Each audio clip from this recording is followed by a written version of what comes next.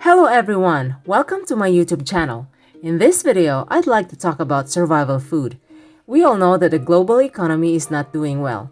With the fuel prices going up, the cost of services and commodities will go up as well. Everything is expensive right now.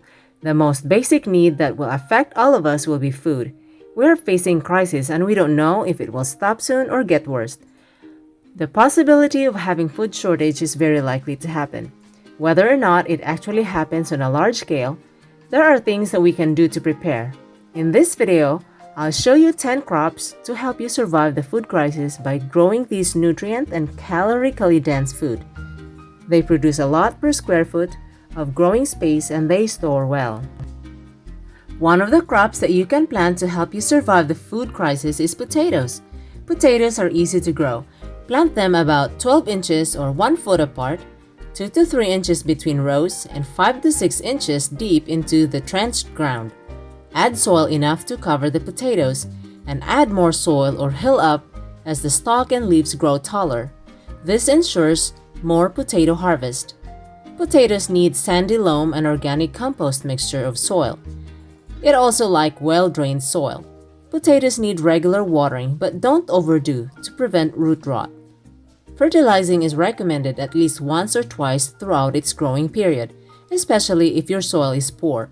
If you intend to plant potatoes organically, make sure you add lots of organic matter into the soil and your potato plants will grow and bear potatoes just fine.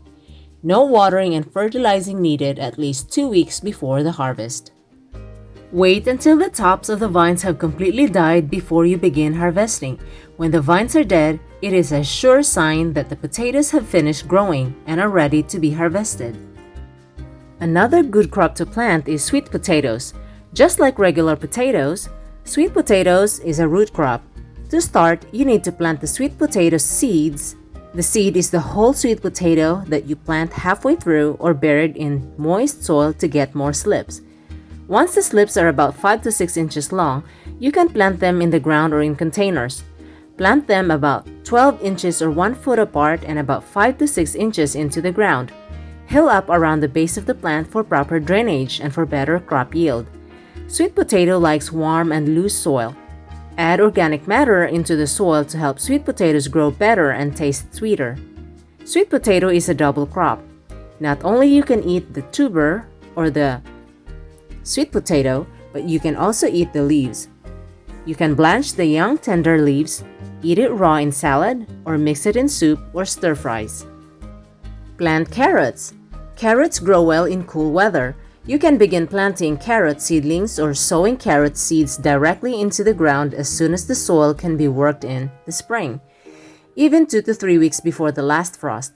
You can succession plant carrots every couple of weeks throughout the spring. The soil should be loose, sandy, and well-drained because carrots will mature very slowly with rough roots if they are forced to grow in heavy and dense soil. Growing carrots in raised beds with fluffy soil is ideal.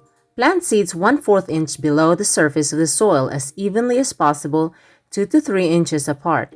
Seedlings will be okay if some of them sprout 1/2 inch apart, but as they grow, they typically require about 3 inches of space between them. If they grow too close and thick, thinning is necessary for proper growth. Snipping or pinching the seedlings off at the soil level is the best way to avoid hurting the nearby roots. Carrots don't need support, but they don't like to be transplanted or disturbed either. For harvesting, check the root diameter. Most varieties are ready to pick in 2 to 3 months, depending on the varieties. Plant onions. Onions are very easy to grow, and they make good additions to many dishes when chopped and cooked. However, like most plants, they do have certain conditions they prefer. For instance, raised beds or rows are the best for onions because they prefer soil that drains well. When seeding onions for bulbs, plant them 1/4 inch deep during October through December. Place the seeds 1 inch apart. When the plants are about 6 inches high, thin them to one plant every 2 to 3 inches, 12 to 18 inches apart between rows.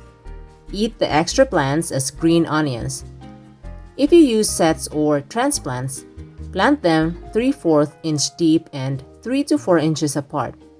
Bulb onion harvest time can begin when onion tops naturally fall over and turn brownish in color.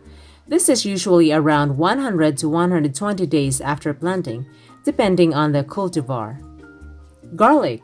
Garlic is another good crop to plant.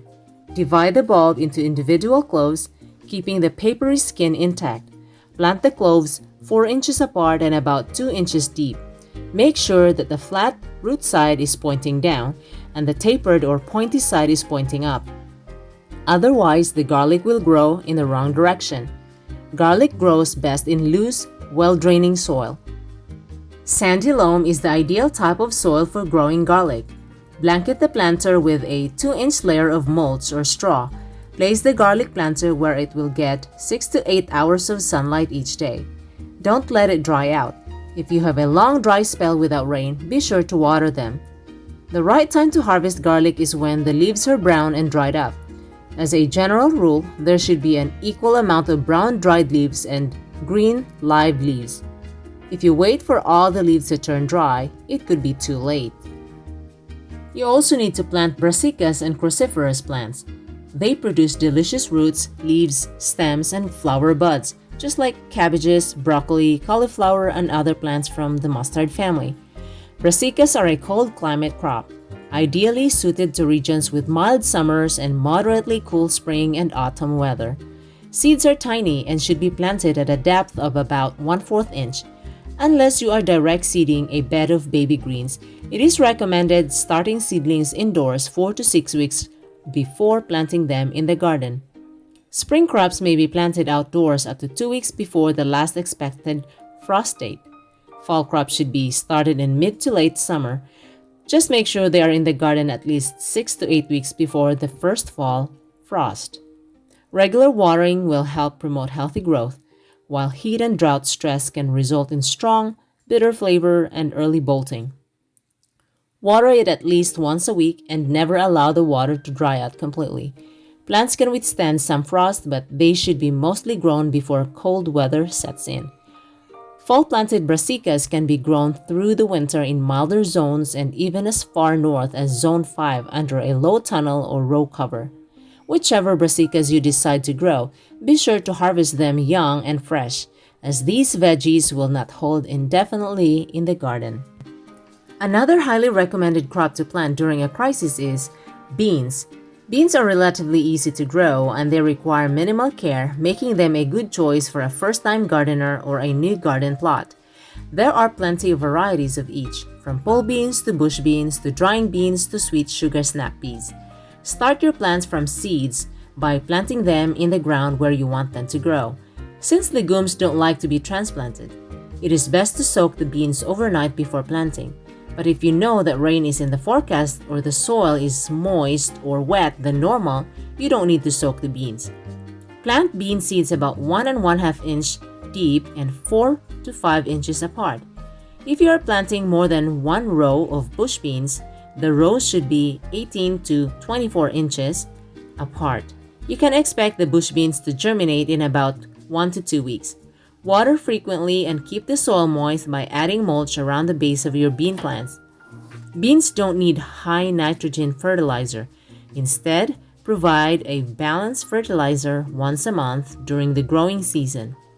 Note that many bean varieties are meant to be entirely dried. Outer shells or pods must be brownish and dried before harvesting so that the interior seeds is ready for storage and consumption, while some can be enjoyed fresh off the plant. Be sure to plant spices and herbs. Spices such as turmeric, ginger, cumin, onions, garlic, coriander, paprika, small tomato peppers, chili peppers, cayenne peppers, mustard, caraway, fennel, star anise, bay leaf, black pepper, saffron, fenugreek, and many others. You need to plant variety of annuals and perennial spices. Most spices are hardy plants or perennial. They survive in winter or they grow back during spring. It is easy to plant spices along with other common herbs, such as peppermint, oregano, lavender, spearmint, thyme, rosemary, sage, marjoram, chives, lemon verbena, lemon balm, and many other herbs of your choice. If you plant herbs and spices, a permaculture style, the better. Not only you'll have ample supply of spices and herbs, but you also have a fragrant garden. Spices and herbs are easy to store. You can keep them for later use as long as you dehydrate them properly to prevent molding. Also consider growing microgreens and sprouts. Growing microgreens and sprouts is relatively easy to do. If you don't have an area to plant a garden, growing microgreens or sprouts in your house is the best option to get the most highly nutritious and fresh vegetables you can have. You can even do it year-round, but of course, you would need ample supply of seeds to grow, such as alfalfa seeds, kale, broccoli seeds, cabbage, cauliflower, salad mix seeds, daikon radish, fenugreek, arugula, lentils, and mung beans, to name a few. All you need are growing containers such as mason canning jars or plastic growing kit, lids, water, and of course, time. Feel free to watch my video tutorial on how to grow sprouts and microgreens. The last but not the least, something that you can plant practically in a smaller area or container are berry fruits. Berries are easy to grow, good yielding, and are self-sustainable, such as strawberries, raspberries, and blackberries. Berries will produce abundant fruits if given the proper care. Most berries like acidic soil at 5.5 to 6.5 pH level. Choose varieties that are reliably winter hardy and well suited to your growing area. In most parts of North America, planting berries in early spring is best. Whether you have purchased dormant bare rootstock or a plant that's growing in a container, most berries like well-drained soil and they require fertilizers usually during springtime when the buds are forming. You can fertilize 2 to 3 times before the fruiting stage and no need to fertilize them when the fruits are starting to form. Thereafter, all you need to do is water the berry plants and wait for the ripened fruits for you to enjoy. I hope that this basic information helps you decide on what you can grow in your backyard. Foods that are relatively easy to grow, high-yielding, economical, and sustainable. I encourage you to maximize your planting space, whether you have a small area to grow your garden or in containers. You can do it. I know you can. Keep trying. Gardening is a trial and error process, so don't give up. If there's a will, there is always a way. Happy planting, and thanks for watching.